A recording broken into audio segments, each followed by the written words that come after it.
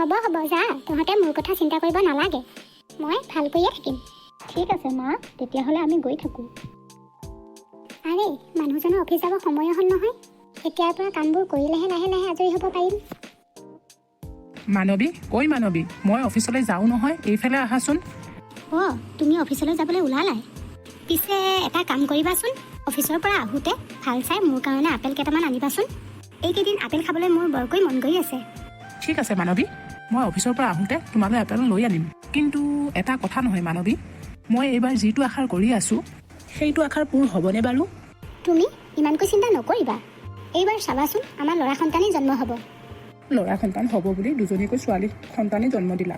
এইবাৰ যদিও ল'ৰা সন্তান এটা জন্ম দিব নোৱাৰা, তেতিয়াহ'লে মোক জীৱিত অৱস্থাত নাপাবা মানৱী, মই কৈ থলোঁ। তুমি এইবোৰ কথা মনৰ পৰা উলিয়াই পেলোৱা, এইবাৰ ল'ৰা সন্তানেই জন্ম হ'ব। মানৱী, তুমি জানো জানা তোমাৰ গৰ্ভত ল'ৰাই আছে নে ছোৱালীয়ে আছে? মই জানো মোৰ গৰ্ভত থকা সন্তানটি ল'ৰা সন্তানেই হ'ব। তুমি নিশ্চিন্ত মনেই থাকা, সময়ত চাবাচোন মই ল'ৰা সন্তানেই জন্ম দিম। মানৱী, তুমি কোৱাৰ দৰে সঁচাকৈ এটি ল'ৰা সন্তানৰ বাপেক হ'ব পাৰোঁ, তেতিয়াহ'লে মই বহুত সুখী হ'ম। বাৰু এতিয়া মই গৈ থাকোঁ দিয়া, নহ'লে অফিচলৈ বহুত দেৰি হৈ যাব। যোৱা, ৰাস্তাত গাড়ী সাৱধানে চলাবা। হ'ব হ'ব মানৱী, তুমি মোৰ কথা চিন্তা কৰিব নালাগে। এতিয়া ঘৰত অকলে থাকিবা নহয়, নিজৰ যত্ন ল'বা। ঘৰৰ কাম কৰি কৰি স্বাস্থ্যটোৰ কথা পাহৰি নাযাবা। ঠিক আছে, তুমি এতিয়া যোৱা। ছাৰ, আপোনাৰ বাবে এটা ভাল খবৰ আছে। নাৰ্ছবিলাকৰ বাবে ভাল খবৰ হোৱাটো মোৰ কাৰণে এটা বৰ বিষ হয়। গুড নিউজটো নুশুনে নেকি? অঁ, কোৱা গুড নিউজটো কোৱাচোন। আপোনাৰ ৱাইফে এটা ল'ৰা সন্তান জন্ম দিলে। আপুনি এতিয়া আমাক মিঠাই খুৱাব লাগিব। কি, মোৰ ৱাইফে এটা ল'ৰা সন্তান জন্ম দিছে? ইয়াতকৈ মোৰ বাবে ভাল খবৰ কি হ'ব পাৰে? চিষ্টাৰ, তুমি অলপ ৰখিবা। মিঠাই কি, তাতকৈ তোমাক ভাল বস্তু উপহাৰ দিম। মই প্ৰথমে ল'ৰাটো চাই আহোঁ। ঠিক আছে, যাওক। মানৱী, মই আজি সঁচাকৈ বহুত সুখী। এইকণ সুখ দিয়াৰ বাবে তোমাক বহুত বহুত ধন্যবাদ। মইতো তোমাক আগৰে পৰা কৈ আছিলোঁ, মই এবাৰ ল'ৰা সন্তানেই জন্ম দিম। তুমিহে এনেই অদৰকাৰী চিন্তা কিছুমান কৰি আছিলা। বাৰু, যি হ'লেও মই ল'ৰা সন্তানৰ বাপেকি এটা হ'ব পাৰিলোঁ। মই ভগৱানৰ ওচৰত বহুত ধন্যবাদ দিছোঁ। আৰু চাবা, ইয়াক মই একো বস্তুৰে অভাৱ হ'ব নিদিওঁ। তুমি যে ল'ৰা সন্তান এটিৰ কাৰণে কিমান চিন্তিত হৈ আছিলা, এতিয়া ল'ৰা সন্তান পালা যেতিয়া ইয়াক হেঁপাহ পলুৱাই মৰম কৰিবা। মোৰ ক'বলগীয়া একো নাই।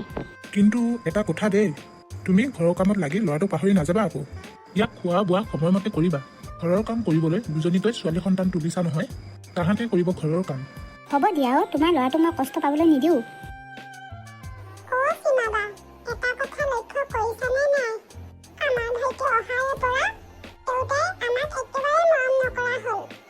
ভণ্টি, দেউতাই আমাৰ ভাইটি জন্ম হোৱাৰ আগতনো আমাকনো ক'তনো মৰম কৰিছিল। ডাঙৰ হোৱাৰ পৰাই দেখি আহিছোঁ দেউতাই আমাক কেতেৰা জেঙেৰাই কৰে। আচলতে দেউতাৰ মনত ছোৱালীবিলাক আৱৰ্জনা হয়, কিন্তু পিয়া আমি কামেৰে দেখুৱাই দিব লাগিব ছোৱালীবিলাক আৱৰ্জনা হ'ব নোৱাৰে। তুমি ঠিকেই কৈছা। এতিয়াৰ পৰা আমি পঢ়াত আৰু মনোযোগ দিব লাগিব। সময়ত দেউতা আৰু মায়ে আমাক গৌৰৱ কৰিবলৈ বাধ্য হ'ব লাগিব। ৰাজা, অ' ৰাজা, ক'ত আছা? এইফালে আহা, চোৱাহিচোন তোমালৈ মই কিমানখিনি খেলা বস্তু আনিছোঁ। দেউতা, ভাইটিৰ বাবে ইমানখিনি খেলনা বস্তু একেবাৰে কিনি আনিছা? অঁ, কিনি আনিছোঁ। এতিয়া তহঁতৰ কি হ'ল? কিবা অসুবিধা হৈছে নেকি তহঁতৰ? নাই দেউতা, আমাৰ একো অসুবিধা হোৱা নাই। তুমি ইমানখিনি খেলনা বস্তু অনা দেখি আমি আচৰিতহে হৈছোঁ।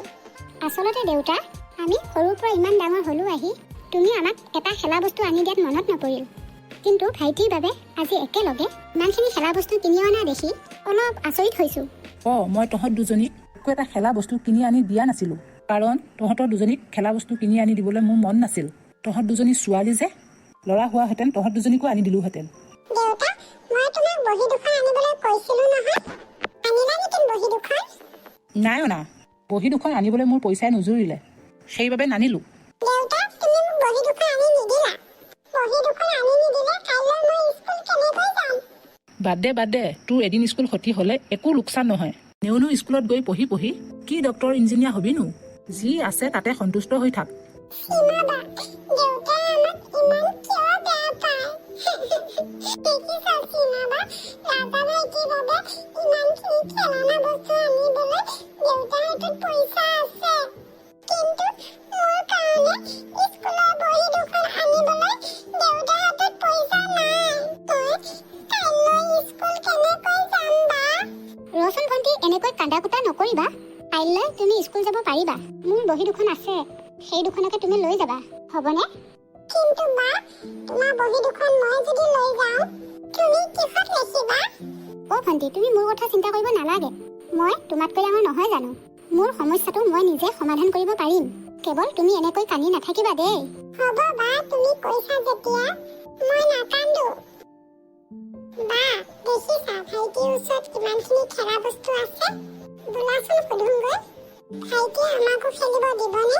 ব'লা, আমিও ভাইটিৰ লগত খেলোঁগৈ। ৰাজা ভাইটি, তুমি অকলে অকলে খেলি আছা, তোমাৰ লগত আমাকো খেলিব দিবানে? নালাগে নালাগে, মই অকলে খেলিয়ে ভাল পাওঁ। মই এনেও ছোৱালী মানুহৰ লগত খেলি অলপো ভাল নাপাওঁ। বা তোমালোকে বেয়া নাপাবা। ভণ্টি বল, ভাইটিয়ে আমাৰ লগত খেলিবলৈ ইচ্ছা কৰা নাই যেতিয়া আমি তাৰ লগত জোৰ নকৰোঁ। এই কন্দা-কটাখন আৰম্ভ কৰিলে মায়ে মিছাতে আমাক গালি পাৰিব। ব'লা, এনেও আমাৰ এটা দিনো আজিকালি গালি নুশুনাকে পাৰেই নহয়। ব'লা ব'লা, আমি ভাইটিৰ ওচৰৰ পৰা আঁতৰি যাওঁ। মা, তোমালোকক মোৰ কথা এটা ক'বলগীয়া আছিল। ৰাজা, কি কথা ক'বলগীয়া আছিল কোৱাচোন? দেউতা, মই এতিয়া ডাঙৰ হ'লো। তোমালোকৰ লগত একেটা ৰুমতে থাকিবলৈ মোৰ লাজ লাগে। সেইবাবে মোক নতুনকৈ ৰুম এটা লাগিব। ইফালে ইমান গৰম, তাৰ মাজতো আমাৰ ঘৰত এটা AC নাই। তোমালোকে মোৰ ৰুম এটা চিলেক্ট কৰি এটা AC ফিটিং কৰি দিয়া, তেতিয়াহে মই শান্তিত থাকিব পাৰিম। নহ'লে এইখন গৰমত মই মৰিহে থাকিম। ৰাজা বেটা, তুমি এইবোৰ কি কথা কৈছা? তাৰ কথা মুখত নানিবাচোন। তোমাক ৰুম এটাহে লাগে, আমি তোমাক সেইটো ৰুমৰ ব্যৱস্থা কৰি দিম নহয়। তুমি ইমান চিন্তা কিয় কৰিছা? ৰাজা, মই তোমাৰ বাবে কাইলৈৰ ভিতৰতে এটা AC লৈ আনিম। তুমি ইমান চিন্তা নকৰিবা। এইখন গেলা গৰমত তোমাক কষ্ট পাব নিদিওঁ। আজিৰ পৰা তুমি আমাৰ ৰুমটোতে থাকিবা। সেইটো ৰুম আজিৰ পৰা তোমাৰ, আৰু কালিলৈ AC এটা আনি সেইটো ৰুমতে ফিটিং কৰি দিম। হেৰা, তুমি যেন ক'লা আমাৰ ৰুমটো দি দিম বুলি। সি যদি আমাৰ ৰুমটো লৈ লয়, আমি তেতিয়া ক'ত থাকিম? ইমান চিন্তা কৰিবলগীয়া কি হৈছে? টিনা আৰু পিয়াৰ বাবে এটা ৰুম এনেই দি থৈ দিয়া নাই জানো? আমি সেইটো ৰুমতে থাকিম আকৌ।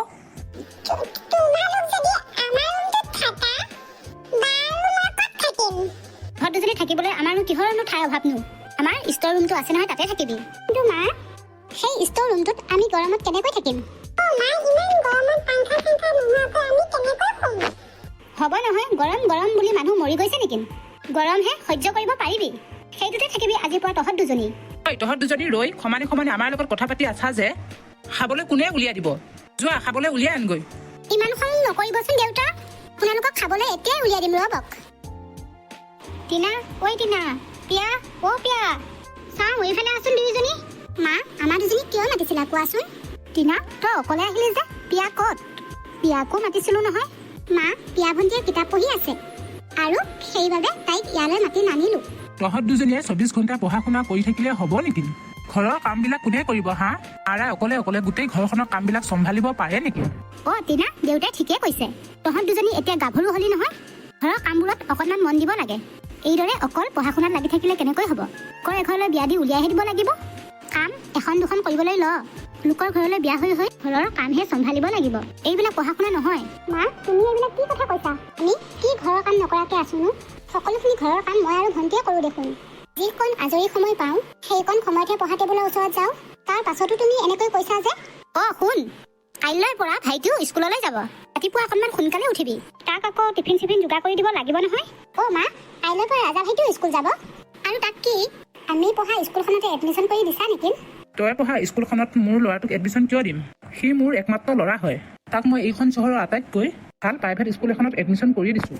তহঁতে পঢ়া সেই চৰকাৰী স্কুলখনত এডমিশ্যন দিয়া নাই। শুনিলি নহয়, কাইলৈৰ পৰা ভাইটিলৈ টিফিন চিফিন যোগাৰ কৰি লৈহে তহঁত দুজনী স্কুল যাব পাৰিবি। গতিকে কাইলৈৰ পৰা অকণমান সোনকালে উঠিবি। হ'ব মা, তুমি সেইবোৰলৈ অলপো চিন্তাই নকৰিবা। আমি ভাইটিৰ বাবে টিফিন চিফিন ৰেডি কৰিহে স্কুললৈ যাম। এতিয়া যাচোন, আৰু দেউতাৰ বাবে চাহ দুকাপ বনাই আনগৈ ভালকৈ।